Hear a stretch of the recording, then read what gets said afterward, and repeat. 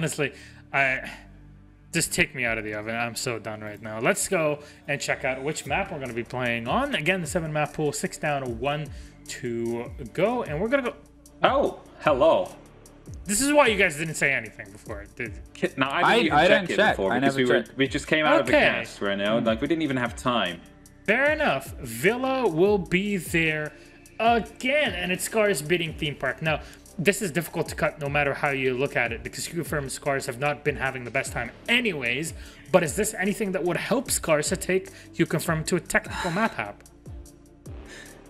You know, we've said it many times here before today. You don't want to be the one to be banning out the last map and then bring it to Villa, considering how defense side it is, and you give the other side the choice of side start. But I mean, like, how much does it really matter? Because in the end, we've seen 2 really close games on Villa, so everything can really happen. And I don't know, if SCARZ are able to continue their current, well, improvements over this stage, they might be able to take them down here. Yes, Luke? Yeah, I mean, obviously we've seen a couple of Villas today, and we saw one of them where the team opted to attack first as well and almost pulled it through. Okay, they're a very good defense team. They're a team that's able to pull stuff together, but Villa, if this is Villa Day, get out the Villa Day banners, which I guess is a nice bottle of wine as we watch over the firefight inside. For me, I guess, if I'm looking at, again, like Olis, if I'm looking at that stat and statistic of they play objective, they work in pockets of space. If they can do it well here, we've seen scrappy plants go down and then the round goes away from their favor. We've seen great use of coordination. We have the possibility here of, if they are playing this objective game, if they're playing it well against a team that doesn't usually focus on it, the sheer might, heft, and brick and mortar of Villa might play more into the favor of QConfirm. And have these two ever played before? Oh, let me just quickly check. I actually didn't write that. Well, actually, we have things in our notes. Yes.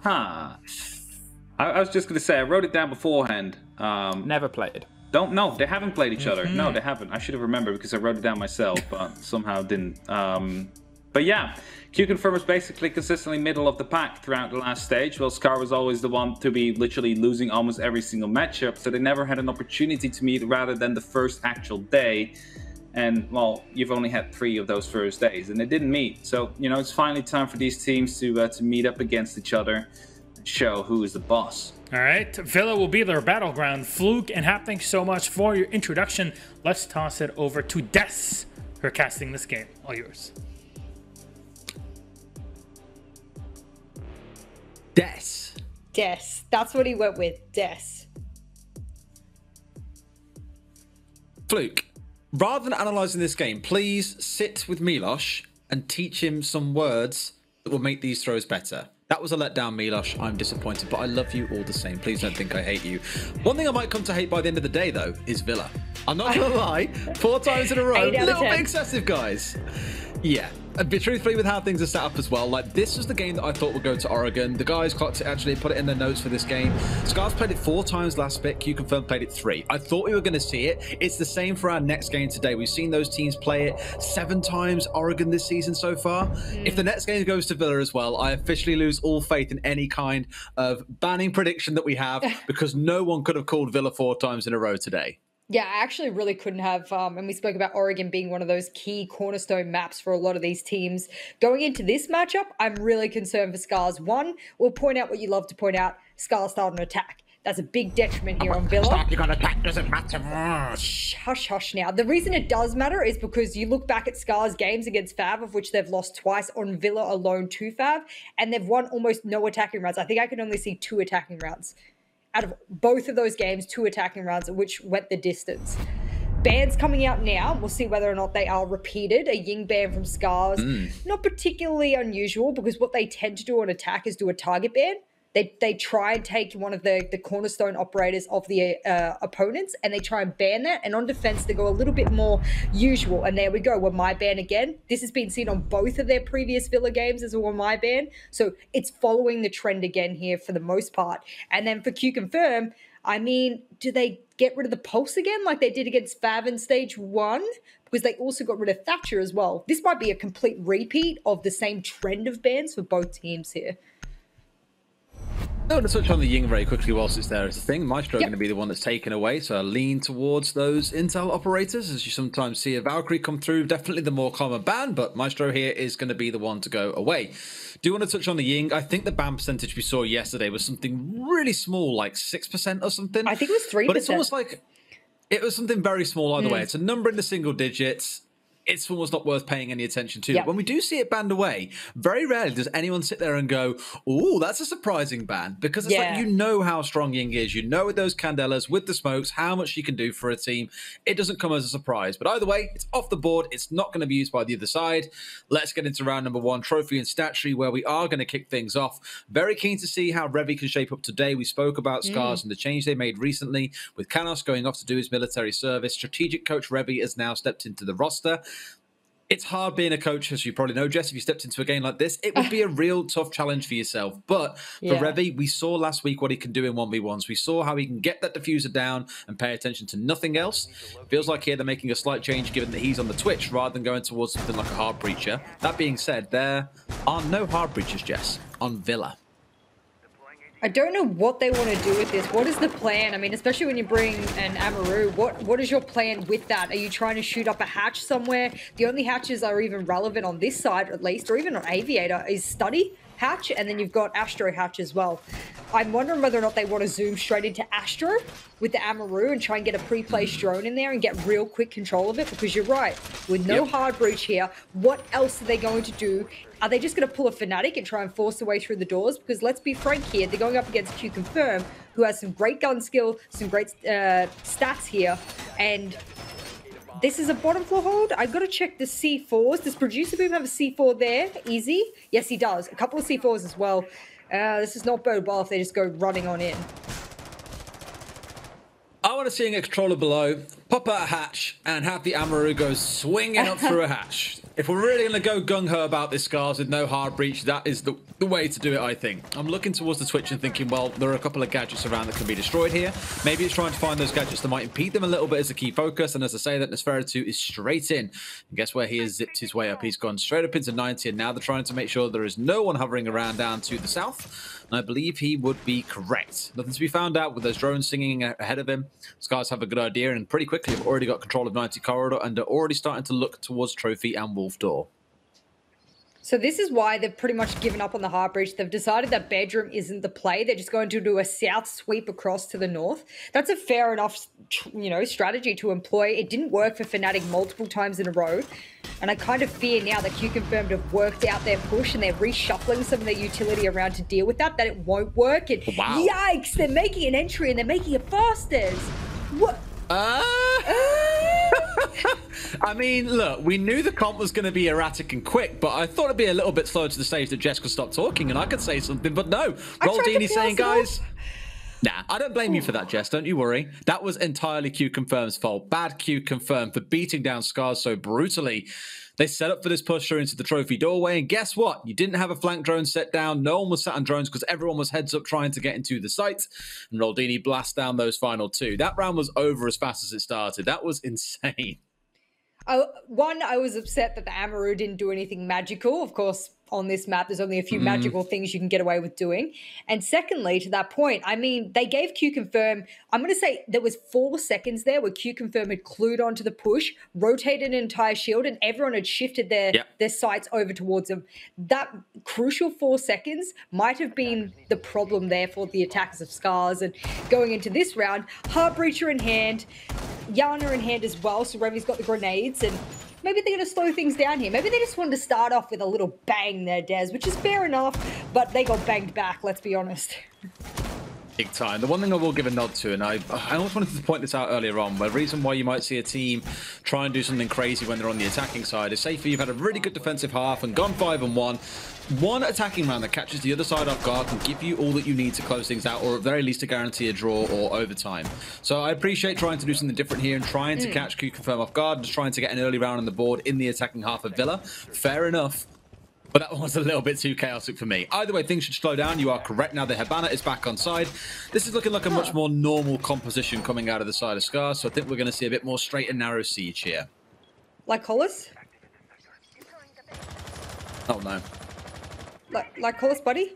Oh, he's fine. He's okay. No, is he okay though? Where's that mirror going? He's got his extended hold. Okay. I thought it crashed. I was just like, please don't. No, I thought he was standing there trying to discuss with his team what he was doing with the mirrors because he reinforced the secondary wall. Okay, he's doing a, oh my god, throwback. And if anyone's doing it, of course, it's QConfirm, of course. All right, fair enough. I haven't seen the double in a while. What makes the double so good is that you can also impact trick through it as well, which is kind of a nifty way of looking about it. I don't know if Producer Boom, well, he has a C4. There's no impacts on the defensive lineup. My big concern here is that no mirror on AVG means that there's a little bit less capacity for them to have the control there that you would usually need. I guess quite a few teams are used to not having the mirror available in these situations, so creative use of it can be leveraged, as we've seen come out. Roldini knows how this plays out. A flashbang comes through and normally you get pushed, but it's going to be a drone at his feet. No one looking to follow behind, at least initially, sorry. Oh. That drone was following up the stairs the whole time, and I thought for a few seconds he'd miss it. One steps across into study, it's cold, bro, and while Roldini hasn't managed to catch anything, now he's going to have to go aggressive, as now we're going to start stepping forward, and there's Coach Revy stepping up and finding like Colas. Roldini finding a couple for himself and his troubles, not only bringing us into a 3 versus 3 pretty quickly, and QConfirm once more swinging things back into their favor. Grenade comes out, he swings wide, swing or be swung, and the magic Roldini says, you know what, I'm the swing here, let's go for it. Puts it down to Demic entirely by himself, who on the sledge is playing downstairs, was trying to make grenade play work from below, but I'm pretty sure this round should be done and dusted here. There should be a nigh on impossibility for QConfirm to throw this round away, Jess. Even with 60 full seconds here, Demic is way out of his depth. He's trying to go up main stairs. They know exactly where he's coming from. Grenade has signaled exactly where he is entering from. Look at these 3 angles. Surely he can't get them all. He'll get one. That's kind of like a little participation prize. Hello? No way does he get the last here. Roldini, the 1 versus 1. They must know. He's got time to play with. That's the worst part as well. There's still 45 seconds to go. Roldini can go and play the runaround if he wants, but that just invites Demic into sight to grab the diffuser, to try and go for a plant. But we've seen how tense these moments can get. And he's still got 2 drones left alive, Jess. If he manages to find him out, and imagine if he gets a drone in here that just sits on yellow ping in Roldini for him, that could be catastrophic. He knows that he's now sat inside of games. He can try and rotate through. That clock is running down. 18 seconds to go. Must know that he steps inside the vault. He has an idea where he is. Knows that now's the time to push. Can Roldini get the snapshot? Yes, he can. And Demic being so close to the magical 1v3 can't quite pull it off as he fared off against a greater magician in Roldini. I think with a 4K for himself in that round, if not a 3. I believe it was a 4K in the end for Roldini, and there was no way he was going to throw that down the drain after the absolute work he put in at the top main stairs. My heart skipped a beat there, the first SMG kill into study. When I said they had 3 angles, I mean they had 3 separate angles. Wasn't really a crossfire unless the person had walked into study, but Demic decided the long angle with the SMG was his kind of play, and fair enough to him. He hit some good shots there, but Roldini was just better on. I want to know what Roldini's sensitivity is, because that man is flicking left and right faster than I've ever been able to achieve. So good on him there. He's the right player to have at the main stairs. And now we will see a little bit of 6 pick off of the pulse over to the Ella. Hajime will usually play the shotgun Ella. So for the most part, I expect him to be playing near Astro stairs. That's where we see him mostly set up. I do expect a top 4 hold as well, just given their other strategies that they've employed on this map. And yeah, everyone's rotating up pretty quick. Got to get these walls all prepared. He's got the shotgun in hand. This is what I expect from QC. Couple of C4s as well, so still being able to play around the vertical denial, but I would wager there's going to be a lean more towards playing upstairs, as you say, given what they've brought along. And even with the shields being stacked upstairs, ADS is going down. They don't even want to concede control of mass, so they want to challenge onto the windows as SCARZ even approach the building. I like it. It's aggressive. I always refer to QC as the team secret of APAC to me, the team that I like seeing play. They come up with some really cool creative stuff. This could be one of those rounds where they don't even give SCARZ a chance to get inside the building, let alone anywhere near the site. I'm just a huge fan of vertical holds as a whole. Like, doesn't matter what map it is, where it is, if you do a vertical hold and it really works, and it's even if it just stalls the attackers out on clearing you above and gives your support players on site a real free holiday, then nice, I'm all about it. I want to see it work. So biggest thing for me, Thatcher's banned, and there's a need to try and deal with these mute jammers on the wall, and I think that's something that I'm hoping that SCARZ are able to deal with quite quickly. Demic had both grenades in hand, and I believe back when, was it Revy was on the Yana, and now Revy's gone to Ash. He used his grenades for other purposes other than clearing, so... Oh, Producer Boom. Stuck in a bit of a precarious situation. That's a Kobe. Oh, bro, we tried to get him, but couldn't quite connect it. That's a couple of kills coming up for SCARZ so quickly. QConfirm with the right idea there. 2 playing on the extended hold, and then looking to hold above the site itself, as in on the top 4 above the site itself, and then hold the site. They're basically presenting 3 separate rounds here to the side of SCARZ, but like that, SCARZ have just clapped onto their aggressive roamers and put themselves into a 5 versus 3. I always want to say here, the best choice for QConfirm will be to cut your losses, get back on the site here and look to play defensive, because my God, are they at one hell of a disadvantage now. Did it spot him? I'm going to make the assumption that it did. That C4 will not hit anyone. And that's going to be a bit of a waste of that C4 that he could have otherwise played below 11. He gets almost lucky there onto healthcare as he comes rotating back through. Yeah, hit those traces 11. And that's the trouble with wallbanging someone, is those traces are a dead giveaway as to where you are. Oh, man. A shotgun, 1 man, a shotgun, 5 players to absolutely burst through it over 60 seconds, Des. If this is a massacre, it's a lucky one. Getting the real flavour of these two teams. Round 1 being quite decisively to QC. Round 2 being the 1v1 ridiculously close endgame. This round being a flawless round to SCARZ. This is the kind of stuff you like to see. When both teams are up and willing to really do battle, this should be an exciting game, and we're only 3 rounds in. Love it. Yeah, good on SCARZ for being able to capitalize on the fact that they were so spread out. We saw last time we casted Villa today that, you know, sometimes that spread and spreading yourself quite thin as defenders can work if you've got the mechanical skill to back it up, and you've got the crossfire as well. Producer Boom was just isolated by himself. He was a man adrift to sea with no help, no life preserver there by himself. So it was good that they really just isolated him in bar, absolutely ripped through him, and then moved on to the next step, taking top floor, so on and so forth. So I think SCARZ really did that methodically, and that's what you want to see from an attacking team. I think for QC, they got a little bit ahead of themselves in that round, tried to go a little bit too far too quickly. As a result now, well, that's the first attacking round in the first round in SCARZ hand as we move on to round 4. And they'll go back to statue and trophy. A site that I actually really enjoyed as for the most part, because the setup can be quite different. We've seen a lot of those closet holds. I wonder if they'll do that because they do have the shotgun Ella. Oh, and they might even just play the alibi in there. She has the storm. I don't think she'll have the shotgun, so... Nah. But this is just the go-to setup, really, isn't it? I would prefer to see the Ella playing in there, given the fact that you do have the shotgun. And I can't imagine Lycolis is going to sit here and do nothing else for a while. He's still got some setup work to do, but Hajime's on the downstairs, so maybe that is going to be the game plan. I agree with you, though. If the shotgun's available, that should be the one that you're playing inside a closet, ideally. Yeah. Maybe he'll assist from below. I'm not entirely sure what the strategy is here. We'll probably see it play out a little bit. If it is to be able to shotgun from below as they try and aggress in a closet, fair enough. Automatic shotgun is super fast, and it does damage even with a little bit of range. So it's kind of like pulse shotgun sometimes. I still think that it does quite a hefty job. And this bottom floor hold, wow, they're really investing a lot down here.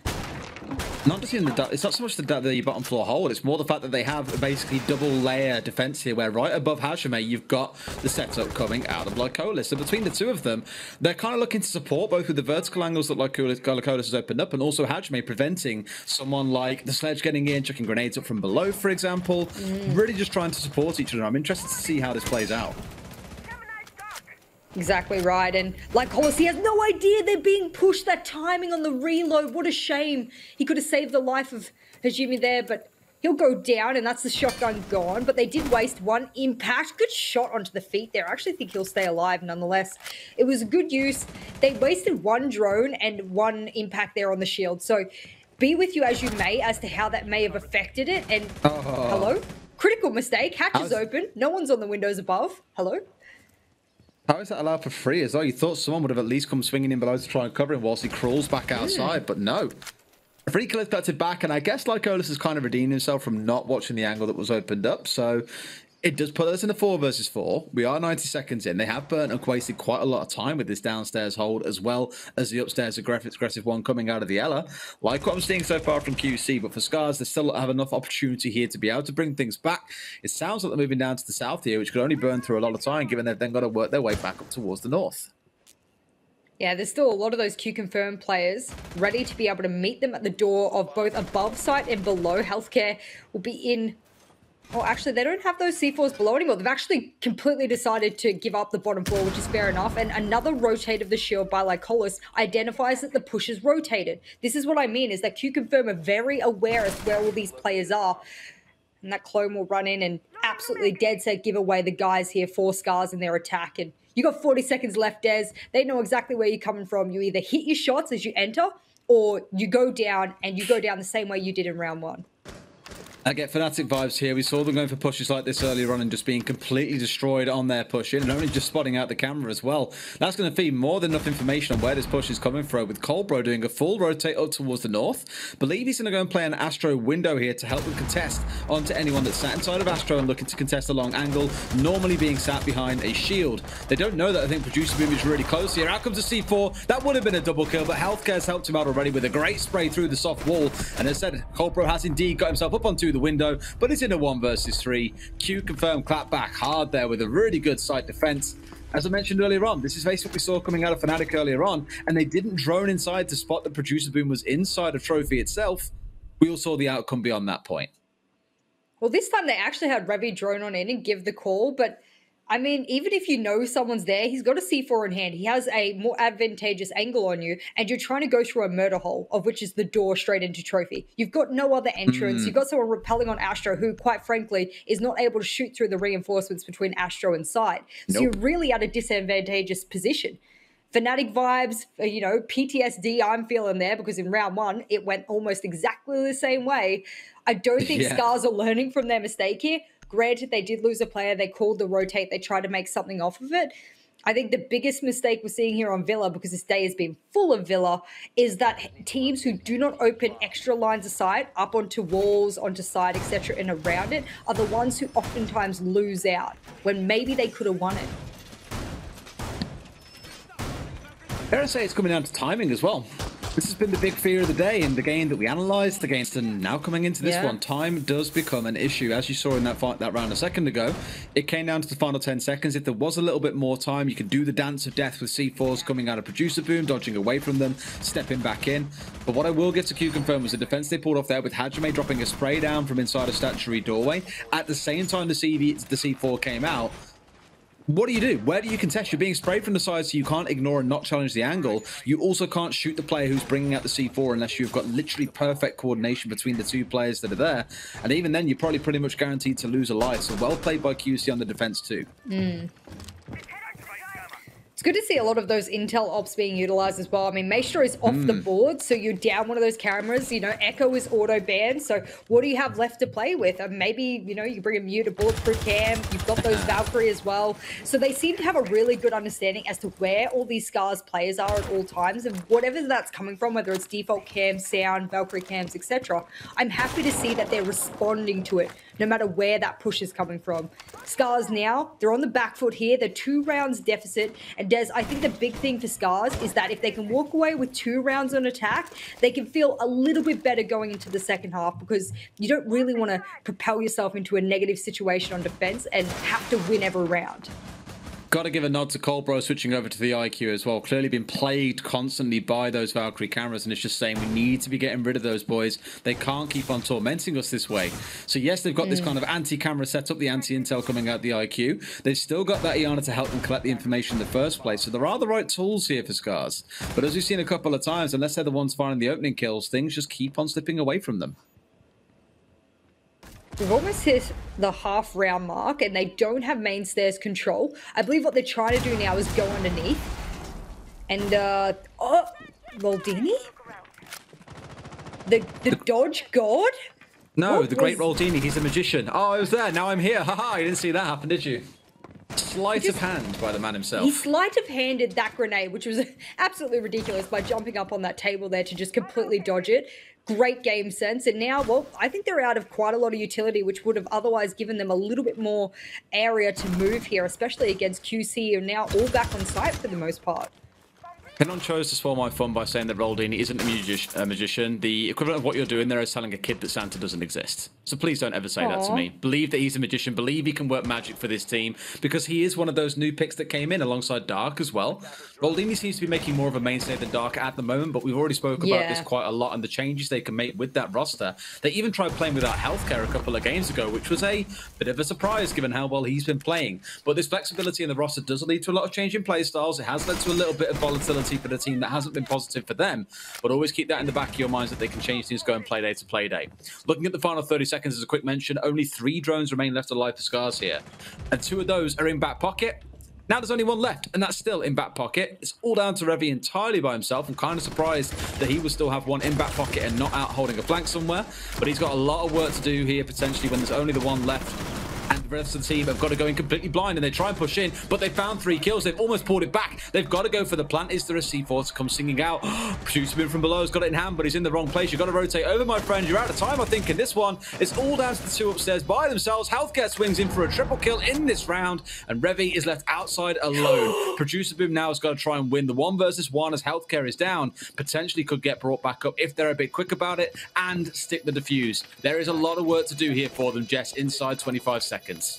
Producer Boom got down his teammate with a C4 from below. That could have been a critical mistake, but thank goodness the Yana didn't see him rotate up main stairs, pick his teammate up who he had just downed with said C4, and was able to get the retake in hand. My big gasp was the fact that had the Yana been able to confirm the kill that the teammate had a down on, it would have been a 1v1. And in a post-plant situation, most of the times you're in a better, more advantageous situation, obviously, if you're the attacker, because the time is in your favor. Oh, that was another close one. When he downed his teammate, my heart dropped for them, because I thought, what a critical mistake. Because I don't think a lot of people know professional players play without outlines on. So you only get a little icon above you, and that little icon can become obscured when there's a lot of things going on. You're looking through multiple layers of the map and the environment. You've got stress on top of that as well. So the C4 flying up was just an instinct from Producer Boom. He knew he had missed where the default plant was going down. It wasn't vault door, it was bar. And so he was in a rush. Imagine had he killed the Jaeger. This might have gone a different way. That's an exciting round, but we've got to move on to the next here.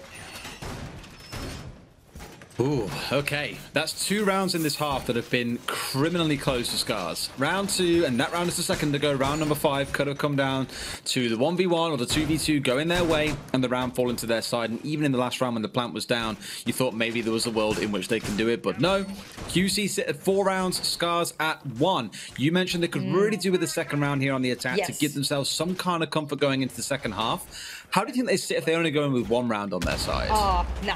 I give it a QConfirm win, almost 100%. And I know that's really harsh of me to say, but I'm telling you, you need at least 2 attacking rounds if you are SCARZ. There is no ifs and buts about it. And the reason I say that for the most part is that I go and I look at SCARZ history on Villa, and they've pretty much always lost to either 7-4 or 7-5. And that's come out of the fact that they haven't won enough attacking rounds. They're not consistent enough on their defense to be able to win them round after round after round. So they need to have a couple of those buffer rounds on their attacking half. And they don't have that here yet. If they can have those buffer rounds here, we won't see yet another repeat of a 7-4, 7-5 here, especially when they start on attack. Well, we'll give us a bit of a nod towards the popularity of Ella today, and although we're seeing it being brought along in 4 of these 6 rounds so far, in the game earlier on between Fav and C9, I think we only saw it in 2 of the 14 rounds that we played. And even in the game prior to that, didn't see it at all. So I'm liking that there's variation between teams here in terms of their setup, in terms of how they like to play the map. Clearly for QConfirm, Ella is a pretty big deal. I mean, for QConfirm, there's a lot of operators that are a big deal, and Finger is also one of them. We know so. I would have loved to have seen Producer Boom on the Finger today. I mean, would have loved to. I want to see it, of course. I was going to say, we haven't got to that side of that half of the map yet, Jess. Calm down. You know, I'm already thinking QC has walked away with this, and I hope I didn't just cast a curse them, because oftentimes I do that accidentally. So my apologies, QC, if it does end up going that way. Is that an ADS in 90 behind piano there? What is that? Oh, it's a C4. I was like, what is that flashing light? Hello? Oh, what a shame. Levi just looks at it like, huh? Bang. Oh, okay, never mind. Keep on walking. Good thing I'm a clone. Haha. Good one. Good one, Des. Thanks. I'll go get my clown nose, get my face makeup now, my wig, and stick it on, rejoin the circus. Oh, God. Look, 11. He's going to join the circus, and that's going to be 5 feet underground. I know it's a 5 out of 10. I've already God, scored that's myself. morbid. It's People fine. are scared of clowns, and now you're talking around death. That really helps no one. But you are right. It was a middling out of 10. It was okay. Thank you. No problem. Take it away. You can have a little giggle fit to yourself. We'll keep on talking around the round. Why not? 4 versus 4. Then again, looking at the drone counts, they are low for SCARZ and Spiritus, still with one in the back pocket with 35 seconds left to play. Even tossing one out on the ground in front of you when you've got 11 who's dead here who can sit on that drone for you is always an option. So I'd rather it gets put out on the ground here and put somewhere even to watch a flank, if not, again, just thrown through a doorway to give them some kind of information. We come down to 20 seconds. I've touched on the clock so much today, it's going to come into effect in this round once more. No mistakes allowed by the side of SCARZ. A nasty flank could put an end to their whole round. They've got 14 seconds to play with here, and you can see how afraid they are of these angles. One kill comes in. The challenge from Nosferatu goes to with Hajime. Roldini finds one. Healthcare another. Demic has found a triple kill. It's not the first time today that he has popped, but he won't be able to find everything. QC will take the last defensive round, and this to me just really sums up everything that we've seen out of the side of SCARZ time and time again, is that there are flashes of brilliance, moments of excellence, but never quite enough to put the numbers on the board. It's always a shame because the growth of SCARZ, roster move after roster move, coach in, coach out, coach back in, you know what I mean? I think that's the big thing for SCARZ is that they've gone through so much uncertainty, but they've still been able to improve regardless. And that's probably a big thing to throw out there. If you're not aware of who SCARZ is, let's just say from where they started, week 1 and 2 of stage 1 to now, the improvement is so noticeable. I can't even explain the improvement, and I'm sure you can back me up here, Des, to just say that SCARZ look like a completely different team. To be able to do that in a mere month or two is a big thing that I think probably the coaches could walk away with as well. I think Revy probably had a big hand in that as well. You can coach when you're not playing, and that moment where he wasn't playing gave him the opportunity to have a real hand in that as well. So yeah, good on them. You know, the painful thing is, I spoke about comparing QConfirm to Secret and how I like the creativeness, I like how they attack, I like how they do things in general in this game. I can almost look across at SCARZ and say I'm almost seeing a reflection of that on the other side. And the lesson to take from this is everyone is Team Secret, apparently, in Dez's eyes. But I'm more looking at them and saying what really, not so much saddens me, but I guess it is sad actually, is that they have so much promise. 11 and Demic, we speak about the number of times they walk away with 3Ks, 4Ks. They can frag and do a really good job. Cole Bro and Nosferatu have come in, really solid backline. We've seen a lot of promise in them and a massive improvement over previously. And then they have to make a change where Revy has to come in, adapt to the team a little bit as well, learn to play again, because let's not forget he's been a coach for the longest time. They have the right ingredients. They just can't get the temperature quite right to not spoil the meal along the way. And I think when they can finally get it, admittedly, it might not be this season, it might not even be next if they find themselves relegated. But if they can get those things right, I think they can really switch on and become a top team if they play their cards right. I'll be frank here. Having a look at the standings of 2020 combined, stage 1 and stage 2 with their points, they are dead last. Yeah. They're dead last. In stage 2, they are not. They are 10th. But unfortunately, overall, because of how they performed in stage 1, it's really left them wanting. And as a result, I think if they lose this game, statistically, there's almost no likelihood of them being able to get out of that relegation. It's just going to be impossible. Yeah, I mean, they're nearly 1,000 points behind 8th place Talon right now in overall standings. Oh, it's not good. Dirty. It's really not good, and that's one thing you've got to worry about for them. Either way, relegation doesn't mean the end of the world. I think we still get a chance to fight for that. So we'll see if they can maintain their spot and find that form before the time comes around. Roldini down, Revy also down. That's the pulse off the board, so the intel gatherer as well as a C4. On the other side, there's Zofia, more used for destroying those gadgets, of which, to be honest with you, there aren't a whole lot to destroy here. Maybe a shield's been brought along somewhere, but that's really all you've got to worry about. There's no evil eyes, as we mentioned. You might have to deal with a Banshee or two. But that's about it. Demic's had a really good game there. Look at that, 10 and 5. And for the most part, we've seen him on flex. He's on the mute here on defense, on attack. He usually always plays that grenade op, and it's usually always the sledge. And he somehow always finds himself to be last alive as well, so it's easy to pad up the stats when you're taking those exit frags as well, attempting to get those clutches out. He's an impressive man when he puts his mind to it, but for the most part here, the most impressiveness that we're seeing here is from QConfirm. If they win this attacking round, it almost confirms to me that SCARZ have unfortunately fallen well below where they need to be in this particular stage in all of this season so far. and QConfirm will propel themselves up and challenge a lot of other. No, how do you mean? That's not how that works. He was trying to get a kill onto Sparatu, who he assumed was still behind the bar, I presume, but finds absolutely nothing for it. Does, however, open up a very helpful angle for the defender. Sparatu, of course, could have done so himself, given that he has a shotgun, but now that it's been open for him, he's like, well, don't mind if I do. I guess I'll make use of it. 11 still unseated on these south stairs, by the way, with only 30 seconds to go. 2.5 minutes and unable to unseat someone from the starting position of your attack is definitely a problem. And I think this is going to mean that SCARZ need to rotate themselves up north and look for a push instead in through Red Landing to try and get themselves on the site. QConfirm almost out of time, and that I think is where my fear comes into this. 11's making the right play here. If he can aggress on the people pushing into sight, that's going to be perfect. Demic just loves the SMG. I don't deny that it's one of the best secondaries, if I say so myself. Love a good SMG 11 shot, and he just gives up the primary to go with the SMG when it's, you know, comes down to crunch time, which is a really interesting play there from those attackers as a whole, from him as a player as a whole. Can they put 3 more rounds in a row together? And even if they don't put 3, let's say they put 2, they lose a round, they put another one, but then they push themselves into OT. That's all they need to do. And when I say all they need to do, probably I'm giving them the benefit of the doubt because they're on defense now. And that defense looked really solid. And QC looked really, really shaky there on that attack. Stalled out from the get-go. And I guess this is one thing I have to give a nod towards QC for. Well, not a nod towards them, but more a nod against them, actually, thinking about it. As much as I compare them to Secret, and Secret are a team that when I think of them and how they used to be, very good ideas on attack, just could never quite execute it out. One thing QC, I think, have actually got worse at as the competition has progressed, you know, back from even the start of stage 1 up till now, is their time management on attack has been pretty poor generally. I can think of a number of games on maps like Oregon where they just run themselves out of time, and it's like, you've got the right tools here, you've got 4 players left alive and you still have no time. And for a team that seems so coordinated on things like defense and has some really cool ideas, again, it's that missing piece of the puzzle where for SCARZ it might be the togetherness of the team, for QConfirm it's time management, and that's what I want to watch for here in the second half. Admittedly, you're on a very tough map to do it with, but let's see if they can. No, surely that shield isn't for what I think it's for. The Thatcher's banned, boys.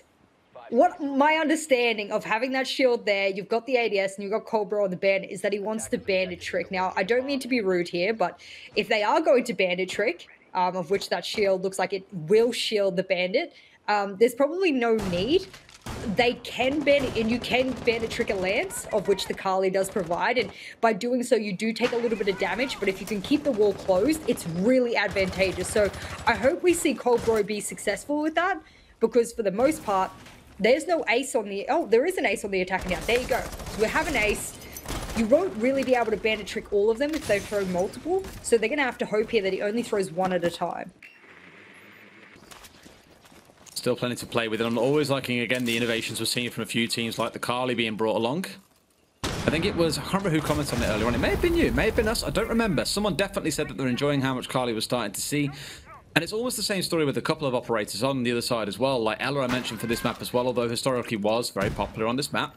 I'd say for a time did fall away that we didn't really see her get picked on Villa, and now starting to see her creep back in. That Titan killer shotgun being brought along and doing great work with it.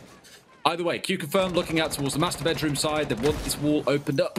We have barely seen any focus go towards this wall from teams today. There has been much more focus on pushing in through trophy and statuary. So to see a kind of old school master take seems interesting, and whether or not they get away with it, I'm still not sure, given you've got to deal with Colbro. I'm surprised he placed those down, even though we didn't really hear anything thrown there just yet, let's be frank.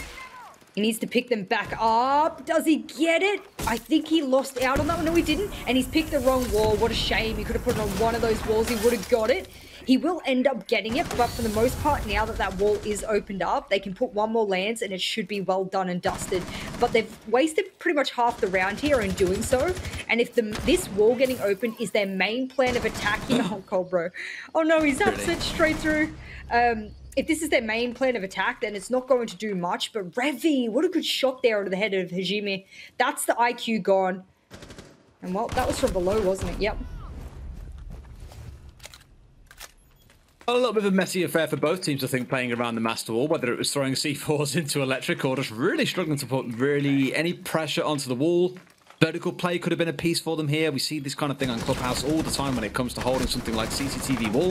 You take below Zofia, you blow out where the bandit is playing. They could have done the same here, but clearly haven't had that much time or that much thought given into it. Nejal comes in, which is all too easy to spray out, and they run and swing around at the same time. It's all a distraction game, they say. Lycolis is straight in, gung-ho, to go for a plant in the default spot. No C4s coming singing out, and he should be able to get away with this. Lycolis has stole this in the dying... Lycolis. QConfirm have stole this in the dying seconds with a plant and a couple of kills coming out. It felt like SCARZ had done almost everything right with how much they denied there, but no, QC finally managed to pull through an attack, and that was the round they needed. Interesting to see the CZ being played there instead of the SPSMG9. I think the SPSMG9 is the most favored secondary of Kali by far. I mean, Pengu's been rocking it. I've seen a couple of other players, Corey from EUL as well, just really popping off with it. Yeah, interesting that CZ would be the play. Producer Boom, though, the man who plays all of the random operators out there. Why not also throw out a random weapon in the mix as well? And this is it. This is match point. I said that if they didn't win that next round, SCARZ would be just absolutely bottoming out. There's no way you can collect yourself that many rounds in a row. And because of a shaky start here, they've pretty much been able to gift the game here to QC, which is a shame. My predictions, they've gone down the drain today. No matter who I put on the board, it seems like I've cursed myself and the other team is just walking away with easy wins. Hopefully that one is all they need. One more round. Could be the one down here in Dining. Now, this is the offside for many teams. We spoke about it earlier on. Teams tend not to fare so well on this site. In fact, I believe we even saw back in the first half in round number 3, when it was QC on the defense, what did they do? They set up a full 3-stage hold. They held down inside Aviator Games, they held down above the site up towards Trophy and Statuary, and then held down on the site itself. I'm curious to see if SCARZ go for the same sort of thing, or if their approach is much more conservative, looking to play around the site and maybe looking to make use of any C4s from below, of which they currently have 2, and potentially a couple of impact tricks to come out of Coldbro as well. Well, for SCARZ, this is their second most successful site. When I say second most successful site, I mean they've got a 50% win rate of it on defense. So there's obviously something that they're doing here that is working for them against both APAC North teams and regional teams as well.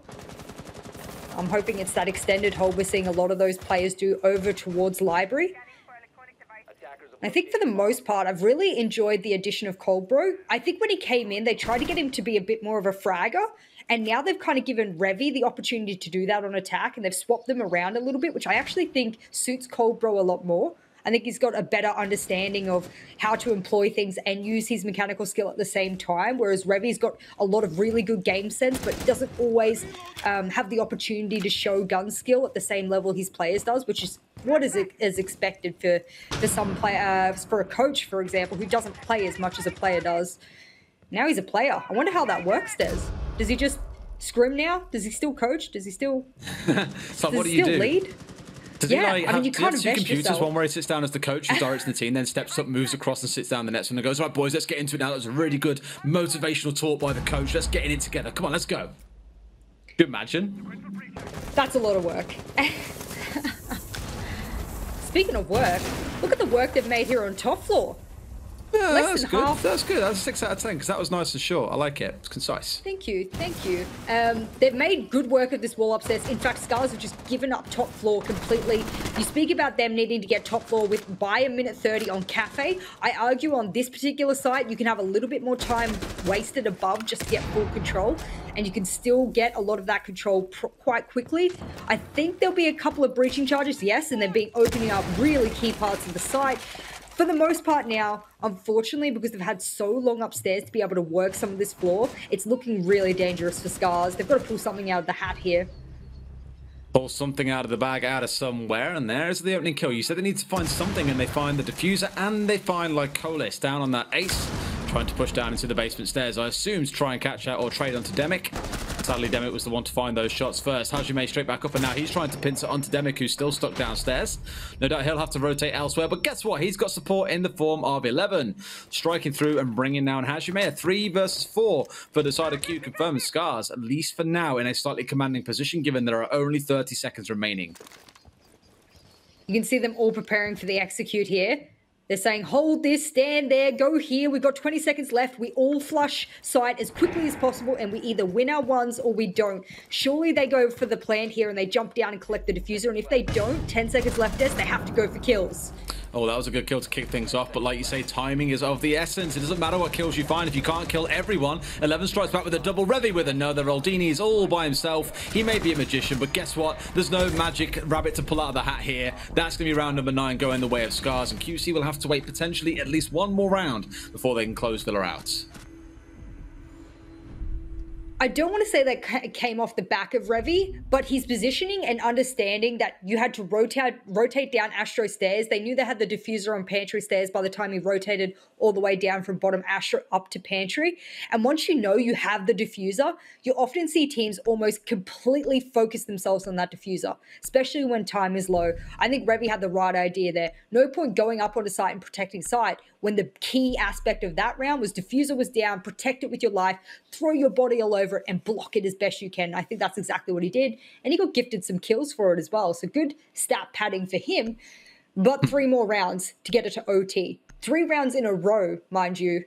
And that's a tall order. And I think, and I don't know if Hat will confirm this afterwards or not, but I think, as I said before, if QC win this one, SCARZ are 100% confirmed in relegations no matter what.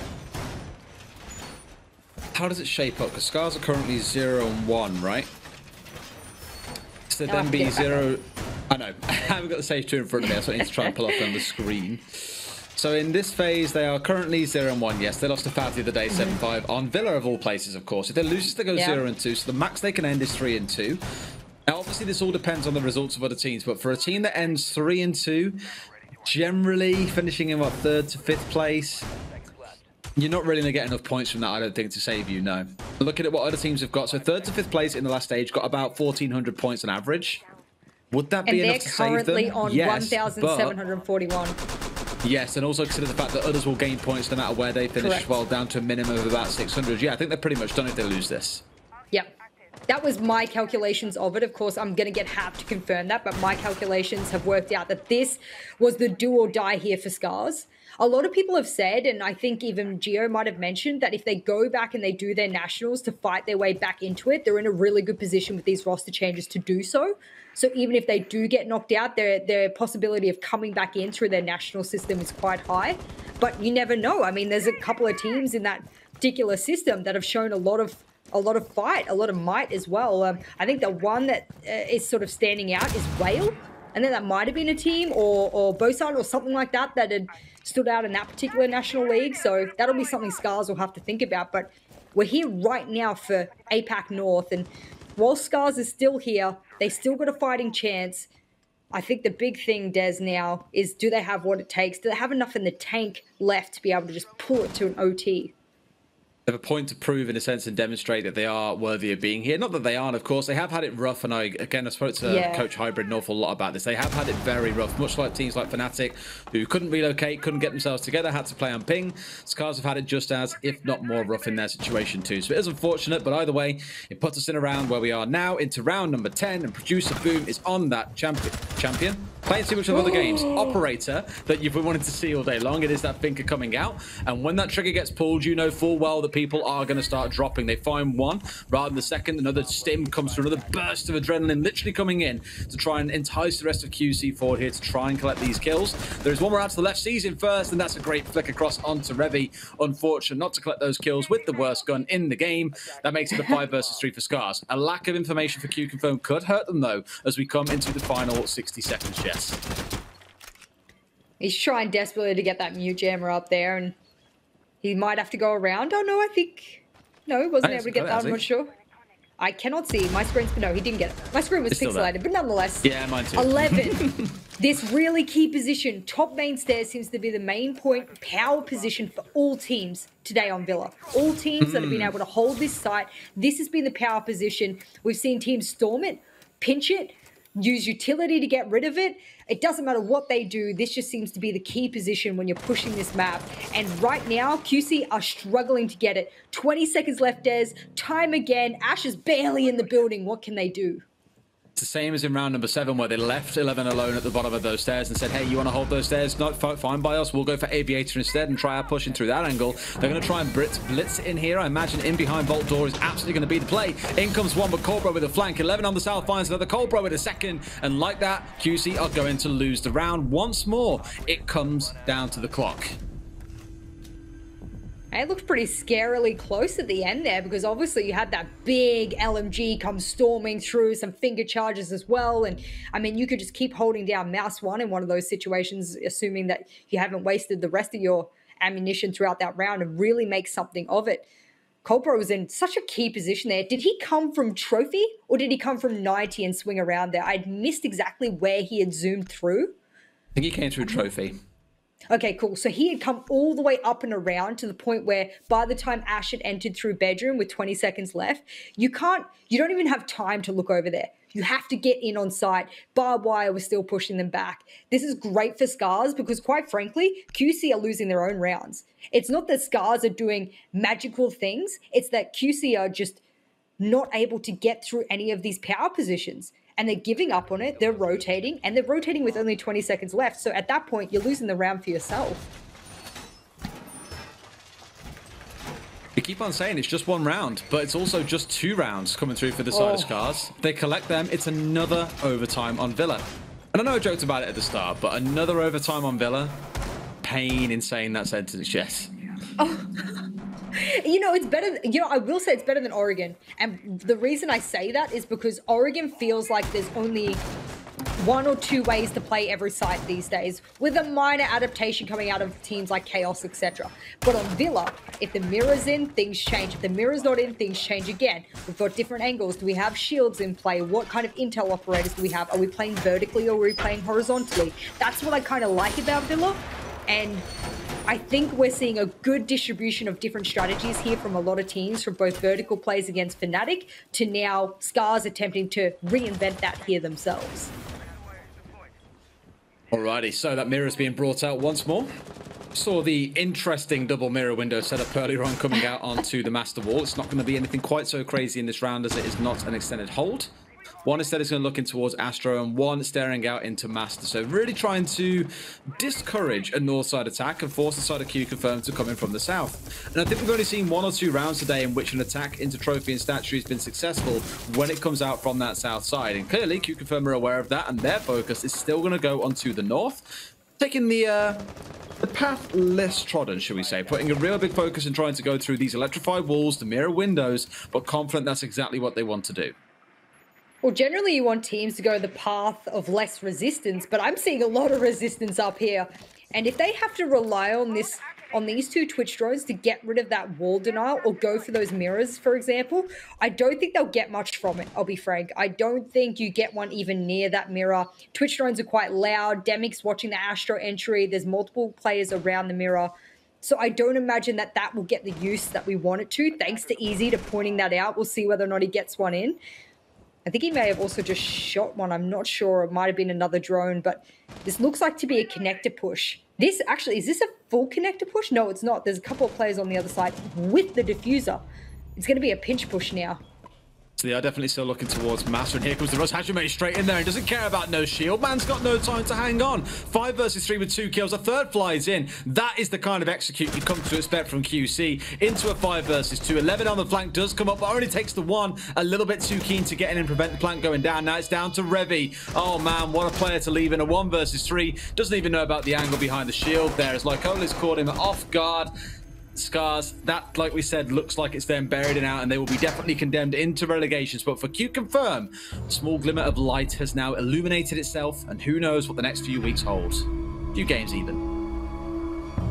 I saw some really good things this game from SCARZ, but when you're bested by a team like QConfirm, whether it's on the defense or it's on the attack, they just had them at every corner in every way. They couldn't deal with SCARZ's problem, no problems. Let's rotate around. Let's think of a way around it. Let's use our speed, our aggression, our gun skill to overpower them.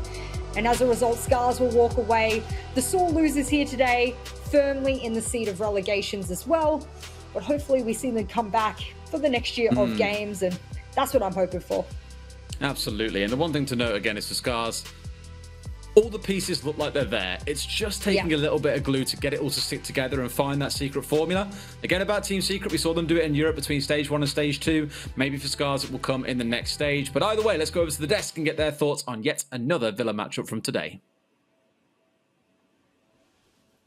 Yet another one indeed. And yeah, this one